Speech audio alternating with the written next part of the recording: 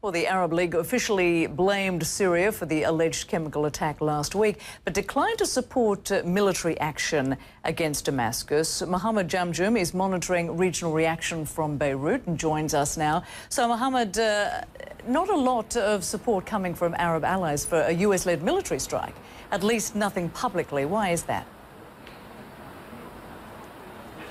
Well, Rosemary, there's great concern in this region that what the consequences might be from any military strike. On the other hand, though, you had the Arab League issuing a very strongly worded statement yesterday that was seen as a tacit endorsement of any U.S.-led military strikes that might happen in the coming days. The Arab League has for days now been condemning what happened in Syria. They have called for decisive action. Let's take a listen to more of what the spokesman, Nassif Hati, of the Arab League had to say yesterday on this point. We place full responsibility on the Syrian regime over this horrid crime, and we call for all perpetrators to be tried in international courts for war crimes. Now, the Arab League is widely seen as a fairly ineffectual, toothless organization. That's really how it's seen in this region and beyond. But the fact of the matter is, the Arab League is now saying that there needs to be a responsibility being held in Syria for what happened. And really what they're saying here, if you read between the lines, seems to be that they are endorsing a type of military strike, even if they are not involved in any military strike against Syria. Rosemary? Mohammed, how concerned are countries in the region there that this initial strike could escalate and become a long, drawn-out conflict? It's a huge concern for this region.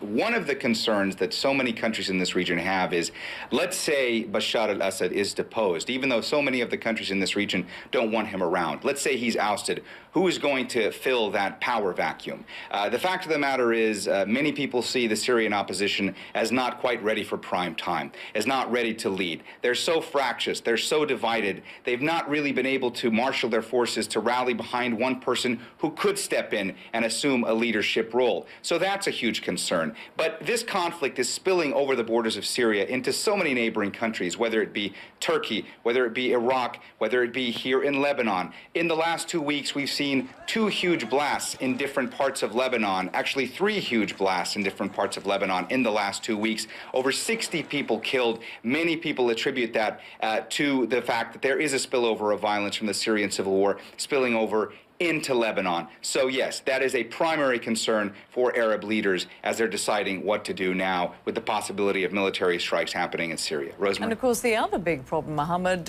refugees spilling into these neighbouring nations because they're having problems coping with the refugees they already have.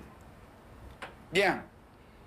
Absolutely. I mean, let's talk for a second just about Lebanon, where we are. Now, there's 1 in every 6 people in Lebanon, according to the UN, is a registered refugee. That's just the number of registered refugees here in Lebanon. Last week, we heard that 1 million Syrian children have been registered as refugees. Again, that's just the number of registered child refugees from Syria. It is a dire humanitarian crisis. A country like Lebanon, where politically it is untenable to build refugee camps like you have in Jordan, like you have in Turkey, it is a huge problem for the infrastructure here. It is a huge problem that the population is facing. It is a huge pull on the economy. So just those factors alone cause concern for Arab leaders, for neighboring countries. That's just here in Lebanon. Turkey has its own issues with it. Iraq has its own issues. Jordan has its own issues. It's a huge problem. It's not going to get better anytime soon for the Syrian